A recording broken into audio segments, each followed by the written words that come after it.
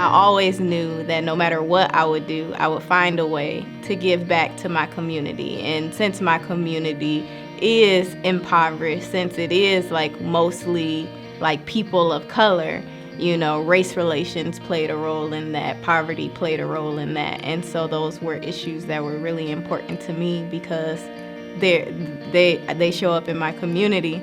So I kind of found my way to social justice that way. I work in the Arcus Center for Social Justice Leadership, and my formal role is the center manager. I'm the go-to person. I'm kind of like the logistics person, the event planner of the center. And then COVID happened, and our center closed down. All of these important conversations, I wanted to continue them. So I was like, let's do this podcast and do it virtually where people can still get what they need from us. The thing that I really want people to take away from my podcast, Radical Futures Now, is to not be afraid to have like risky, messy conversations. I think some of the best conversations and some of the most transformational conversations are the ones that you just dive into. You only can grow so much if you keep it surface level. So I really want people to like dive deeper and just to ask the questions that are on their mind and like really challenge themselves to learn more about the people around them and to learn their stories.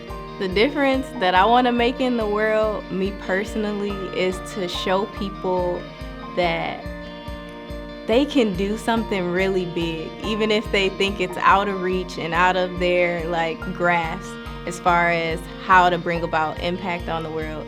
I really just want to inspire them to just try and just see what they can do. I never thought that I would ever in a million years do a podcast until that time came, and we just did it, and we didn't know what we were doing. We had no idea of how to start a podcast.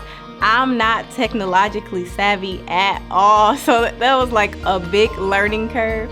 But we did it, and we talked to some amazing people on our podcast that I thought I would never talk to, like Sandy Hudson and Adrienne Marie Brown and like these big names in the activism world. And I got to interview them, and it was so cool. And I never thought that I would do that. And the same with poetry. Like when I first put out my first poem, I had no idea if people would like it or not, if it was going to be impactful, if people were going to resonate with what I was saying. And the first one got like 10,000 likes, and I've never gotten that many likes before in my life. So it was just like, wow, I can really do big things when I just go for it and I don't limit myself.